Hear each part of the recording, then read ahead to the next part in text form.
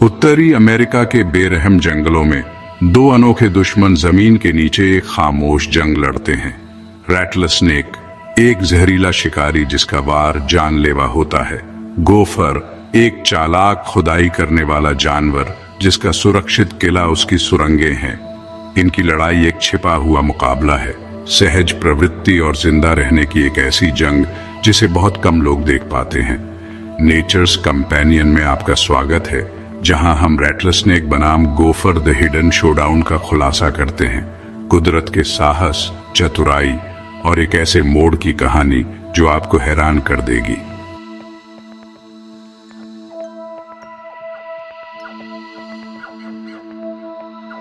उत्तरी अमेरिका के रेगिस्तानों और घास के मैदानों में परछाइयों में एक आदिम प्रतिद्वंदिता चल रही है। रैटलस्नेक जहर और खौफनाक खड़खड़ाहट से लैस होकर रेत पर घात लगाए रहता है।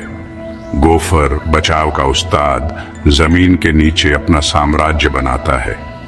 ये दोनों अक्सर शेरों या शार्क की तरह सुर्खियां नहीं बटोरते, लेकिन इनका मुकाबला कुदरत के डिजाइन का एक नायाब नमूना है, कच्चा, बेरहम और हैरानियों से भरा। क्या होता है जब एक शिकारी का सामना एक छिपने वाले से होता है? इस गुप्त द्वंद्व युद्ध में किसका पलड़ा भारी है? इस वीडियो में हम उनकी दुनिया में उतरेंगे, उनके टकराव का मंचन करेंगे और एक ऐसे अजीबोगरीब तथ्य का खुलासा करेंगे जो वायरल हो सकता है।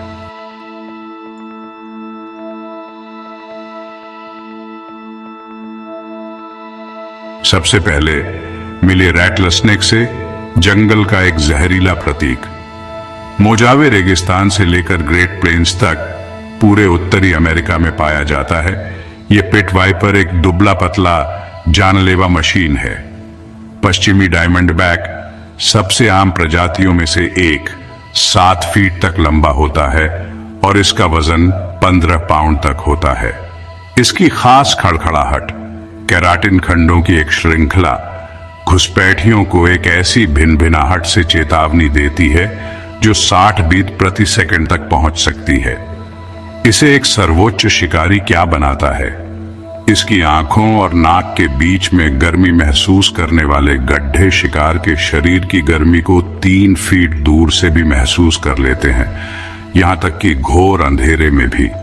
इसका जहर, हेमोटॉक्सिन का एक कॉकटेल, तेजी से हमला करता है, मांसपेशियों को लकवा मार देता है, रक्त वाहिकाओं को ध्वस्त कर देता है और छोटे स्तनधारियों को मिनटों में मार देता है। 10 फीट प्रति सेकंड की स्ट्राइक स्पीड के साथ यह एक कुंडली मारकर बैठा हत्यारा है जो रेगिस्तान के इनाम का दावा करने के लिए तैयार है, जिसमें मायावी गोफर भी शामिल है।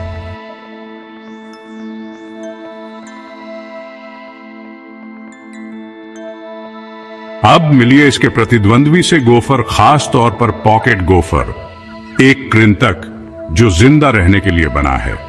ये एकाकी खुदाई करने वाले जानवर उत्तरी अमेरिका के प्रेयरी और रेगिस्तानों में फलते फूलते हैं, जिनकी लंबाई 6 से 12 इंच तक होती है और वजन 1 पाउंड तक होता है।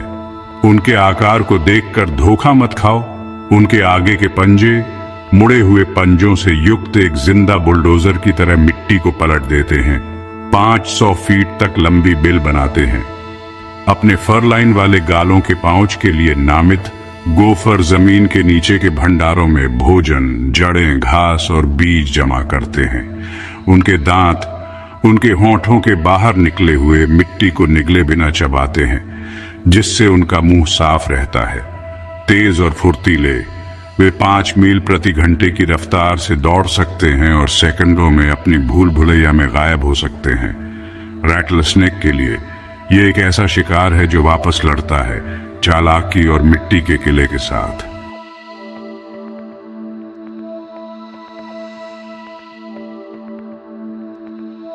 मंच तैयार है। शाम के समय एक धूप से सिका हुआ रेगिस्तान, जहां हवा तनाव से गूंज रही है। जमीन के ऊपर रैटलस्नेक घूमता है। इसके स्केल्स रेत के साथ घुल मिल जाते हैं। नीचे गोफर अपने भूमिगत भूल भुलैया में राज करता है, सुरंगें सोने, भोजन का भंडारण करने और खतरे से बचने के लिए कक्षों में बंटी होती है। खुला इलाका सांप के छिपने और हमला करने की सीमा के अनुकूल है, लेकिन गोफर के बिल एक गढ़ हैं, संकीर्ण और घुमावदार, जहां सांप की लंबाई एक दायित्व बन जाती है।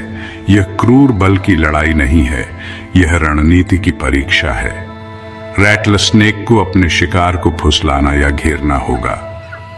गोफर को शिकारी को चकमा देना होगा या उससे ज्यादा समय तक टिकना होगा। उनका प्रदर्शन एक ऐसे दायरे में होता है जिसे बहुत कम लोग देखते हैं, एक छिपा हुआ युद्ध क्षेत्र जहां हर कदम आखिरी हो सकता है।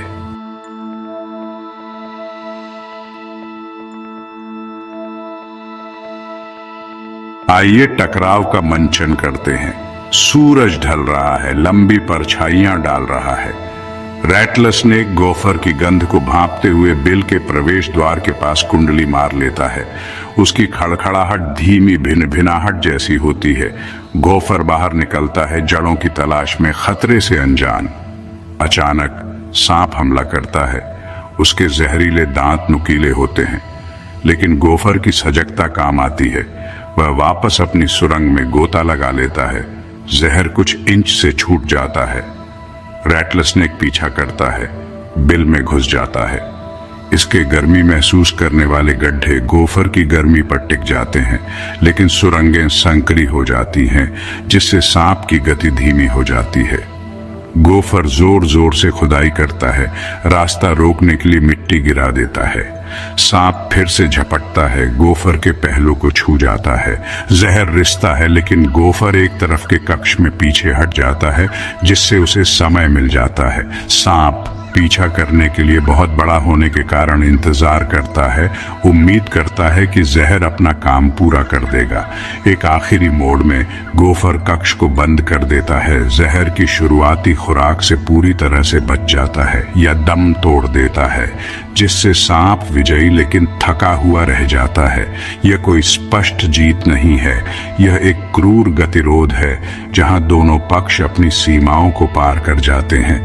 अगर गोफर बच जाता है तो भी वह बाद में जहर से मर सकता है। अगर सांप पीछे हट जाता है तो उसने एक निष्फल शिकार में कीमती ऊर्जा खो दी है। नतीजा कुछ ही पलों के समय और सहन शक्ति पर निर्भर करता है। रैटलस्नेक का जहर 20 मिनट में एक गोफर को मार सकता है, अगर वह पूरी खुराक दे, लेकिन तंग सुरंगों में सटीकता लड़खड़ा जाती है। गोफर का बिल उसकी ढाल है। अध्ययनों से पता चलता है कि पॉकेट गोफर पीछे हटकर और विष के चरम पर इंतजार करके मामूली जहर से बच सकते हैं। यहाँ वायरल ट्विस्ट है, कुछ गोफर पिछले सांप के काटने के निशान के साथ पाए गए हैं, जिससे पता चलता है कि उन्होंने एक सहनशीलता विकसित कर ली है, इस भूमिगत युद्ध में एक गुप्त हथियार।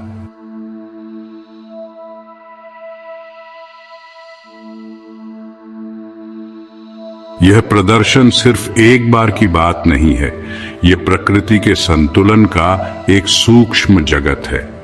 रैटलस्नेक गोफर की आबादी को नियंत्रित करते हैं, जिससे उनके बिल खेतों और खेतों को ज्यादा चराई से बचाते हैं। एक अकेला रैटलर एक साल में 10 से 20 छोटे स्तनधारियों को खा सकता है, जिनमें गोफर भी शामिल हैं। लेकिन गोफर वापस लड़ते हैं। उनकी सुरंगें मिट्टी को हवादार बनाती हैं और पौधों के जीवन का समर्थन करती हैं। पारिस्थितिकी तंत्र के स्वास्थ्य के लिए जरूरी। सूखे के वर्षों में गोफर पनपते हैं, उनकी संख्या बढ़ जाती है क्योंकि वनस्पति पतली हो जाती है, जिससे वे भूखे सांपों के लिए प्रमुख लक्ष्य बन जाते हैं। जब बारिश लौटती है तो गोफर की संख्या कम हो जाती है और सांप छिपकली या चूहों जैसे अन्य शिकार की ओर मुड़ जाते हैं। ये छिपी हुई प्रतिद्वंदिता रेगिस्तान की लय को आकार देती है। यहाँ एक दिमाग हिला देने वाली बात है।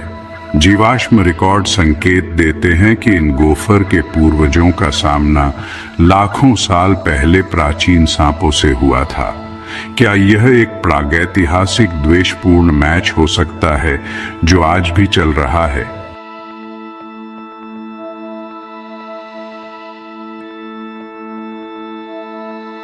और ये रहा रैटलस्नेक बनाम gopher the hidden showdown nature's companion पर। दांत और पंजे का ये टकराव शिकारी और शिकार जिंदा रहने की एक ऐसी दुनिया का खुलासा करता है जहां हर मुठभेड़ एक जुआ है।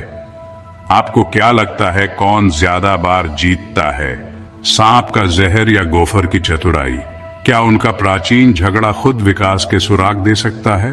नीचे कमेंट्स में अपने विचार बताएं और अजीब और असाधारण की और जंगली कहानियों के लिए लाइक, सब्सक्राइब और उस नोटिफिकेशन बेल को दबाना न भूलें।